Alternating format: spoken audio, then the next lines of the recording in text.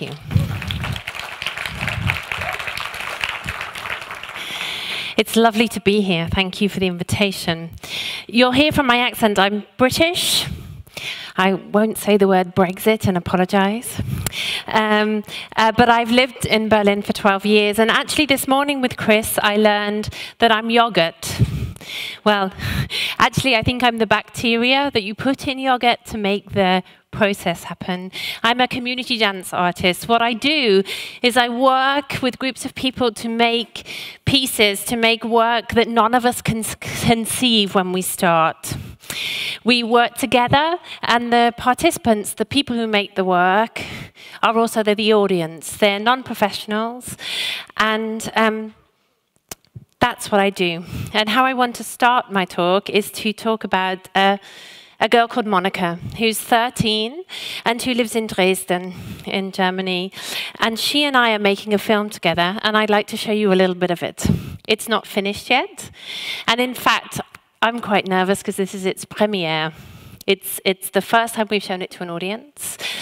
The music isn't finished yet. It will have composed music because the premiere is in December, when it will be screened as part of a series of 6 portraits that I have made with young people in Dresden with Theater Junge Generation, the theatre for the young generation, on the subject of tradition. And the reason I want to show it to you is that Monica makes me want to make art. You can run the film.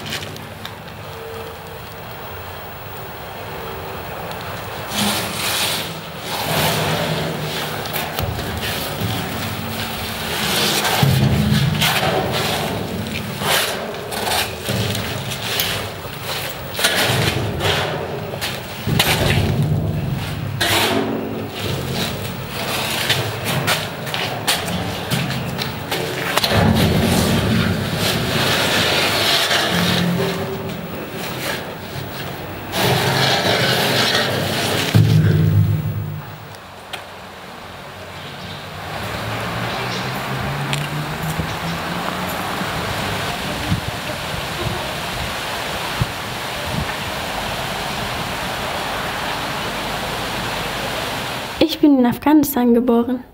من 11 ساله بودم که در ایران رفتم. Ich bin seit fast 9 Monate bin ich wohne in Deutschland. Seit 1 Monat wohne ich in dieser Wohnung. به خاطری که پدر ما در ایران کشتن ما از ترس دشمن فرار کردیم.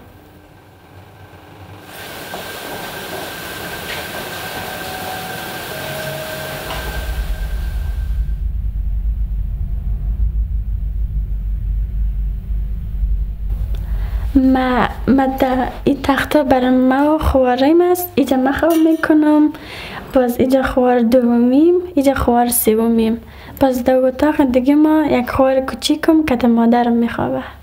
ما یک عید داریم برش میگن. We're going to skip the middle part of the film and cut to the end. Okay.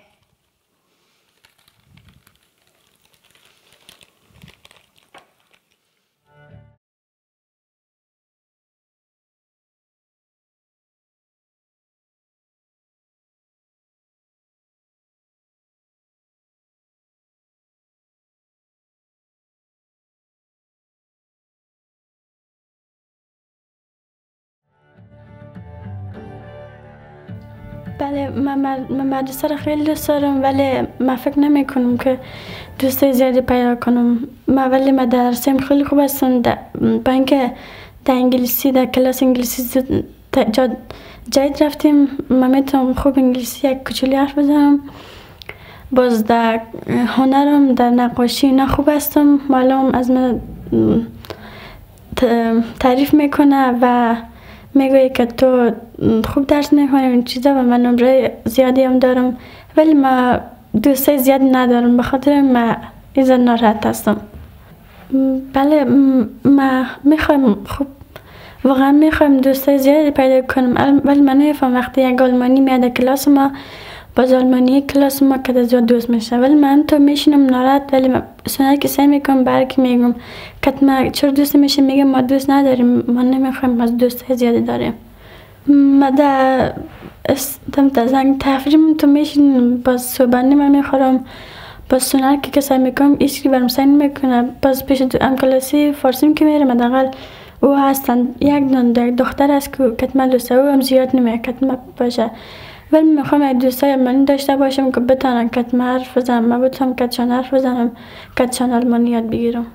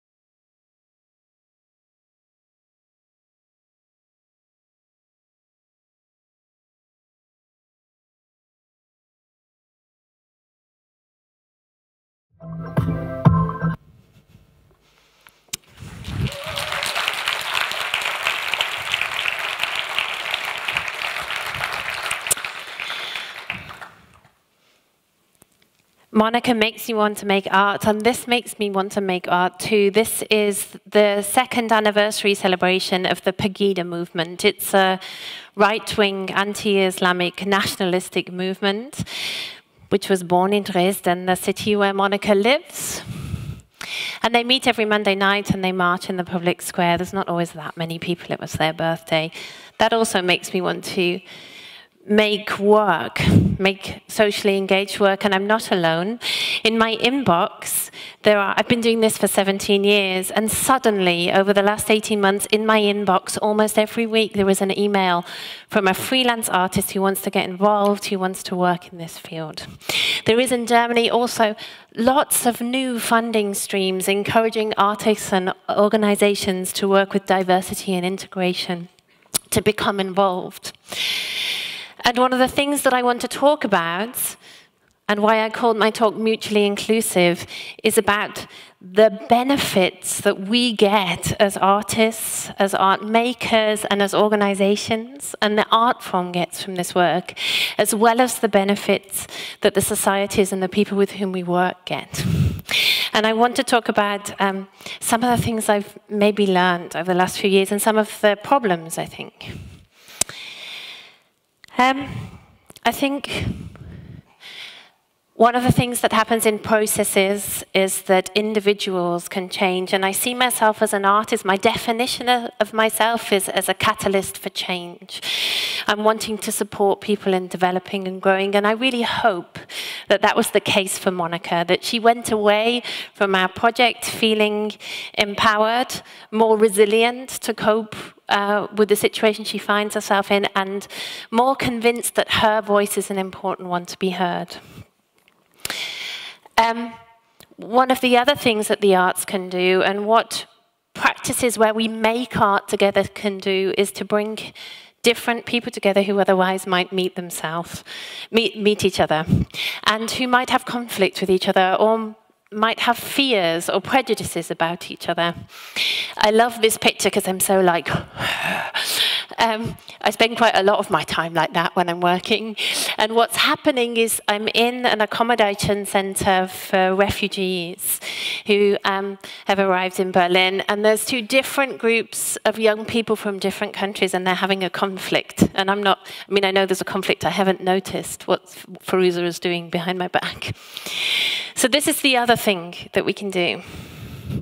And the other thing that we do is we make work, we make pieces and films, we make art that communicates beyond this group of people that we've made them with. And I would argue that socially engaged art practices give us an enormous enrichment to the art form. They do for me. I have this wonderful girl, Monica, and her story that I'm allowed to tell, that she gifts me to tell. And when we show that in UFA Studios, the organization with which I work a lot in Berlin, her voice reaches a community of people that it might otherwise not reach. I think at its best, participative arts allows a much wider making, creative group of people that enriches our art form. We have to be careful that we don't instrumentalize the people with whom we work. We have to be careful that we don't take the riches of these stories and what they have to give us and are not careful with what we give back or what our role is in the process. And I think that that has to do with artists working in a way which is takes place over time, has a long breath, and also in ways which we have a genuinely humble, it's a word that also fell this morning, questioning of our own motivation. Why are we there and what do we want to do? This product is the forefather of the On Tradition project in Dresden. Last year I made 12 film portraits of 12 people who work on one street in Wedding in the north of Berlin. It's a relatively deprived area. And as is the case nowadays, it has an art center which opened 5 years ago in an old industrial building. And this road that connects the train station to the art center. And I was curious as I walked along this road about what my role is in this community that I was suddenly part of. I could understand what the hairdresser did, the hairdresser Adnan, and what the fruit shop owner did, or the lady who made the gozlem. And I was asking myself, what do I do in this community aside from gentrify it?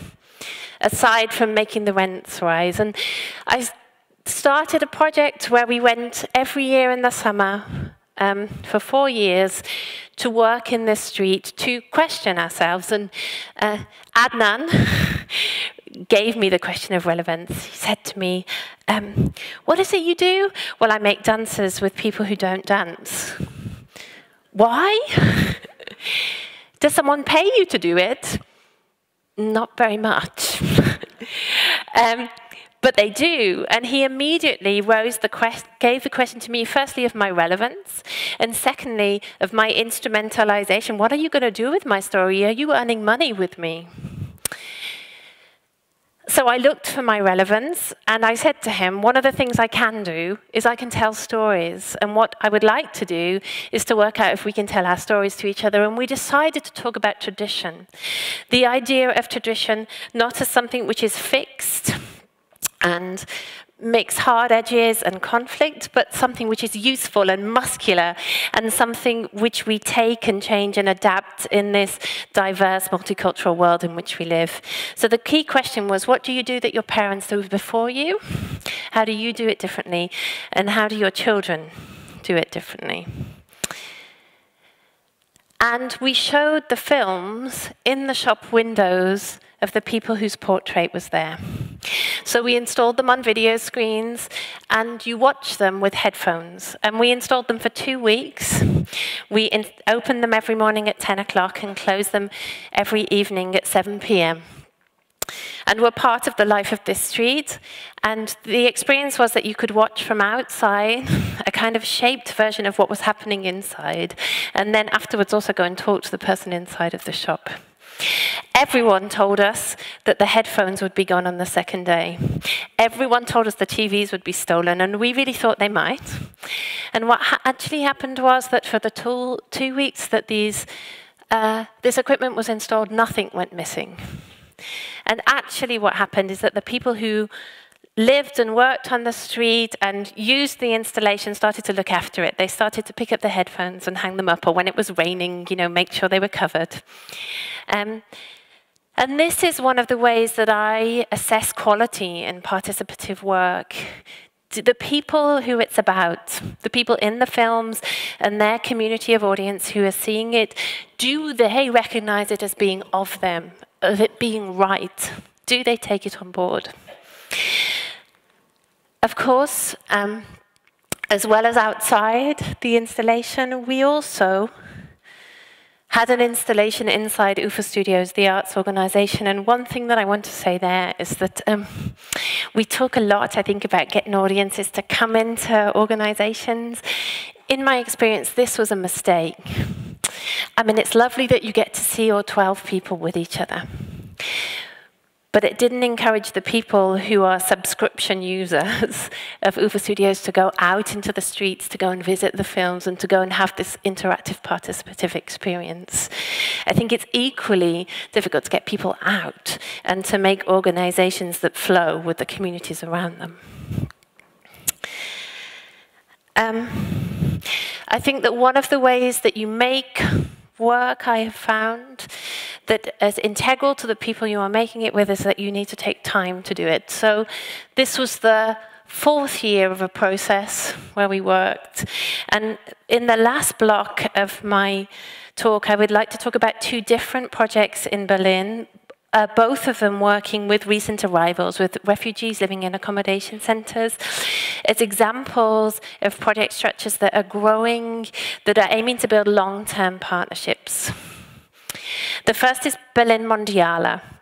It's a program which partners cultural organizations with accommodation centers for refugees. And the aim is to build an ongoing long-term partnership. There are 17 partners in its 3rd year. It gives us an umbrella to work in, it gives us a little bit of project funding, and it gives us structures to talk to each other and reflect about the work that we are doing. On the other side of this, in the free scene in Berlin, this group of very motivated artists who really want to get involved, we have created through Mobile Dance, the organization which I founded, a project called Junction, which works in 4 accommodation centers in Berlin, with a pool of 15, 20 kind of shifts, artists, who are going weekly into the accommodation centers to work. And what both of these projects have in common are 2 things. I think the first is, at the beginning, very little focus on outcomes. As I built the partnership between UFA Studios and the accommodation centre next door to it, I was protected very much by Barbara Friedrich at UFA Studios from any need to quantify how many people were coming, and absolutely no need to show anything. And this gave me time to really listen to what was going on and to try things out. Because you know what? Audiences, participants, my co-makers, they sometimes lead me by not turning up. They sometimes lead me by sabotaging what I'm trying to do. And I take that as information to me that I need to do something different, that I need to transform and work to find what it is that we want to make together, and I had space to do that. And actually what came out of it is something with good, normal outcomes. We have weekly sessions in the accommodation centres, and we also have a quarterly dance party where 250 people come who would otherwise never come into the organisation. Most of them, 80% of them, are living in accommodation for centres for refugees across Berlin. I'm running out of time, so I'm not going to say more about that. All that. But it was about about virtuosity and wanting both things to exist. This work is not for everyone. It's not something that every artist can do, and it's not something we should expect of every artist. It's hard. You have to be patient. You have to really want to try and find this form that doesn't exist yet. I think what helps us in doing this, and what helps us long term, are training opportunities. Because it's not something that you can learn in a studio. You learn it on the job. I'm nearly there. You learn it by doing it, failing better, and reflecting upon that. So I would argue that what we really need to support these artists who are wanting to engage socially are structures which give them places to exchange, and what we call process support, supervisors, coaches, who help them reflect on the process. My last two pictures, they ended up together by accident when I was moving them around. But for me, they are a nice summary of what arts can do to lead change in people. This is Rama. It's not a before and after. They were states she shifted between in the process.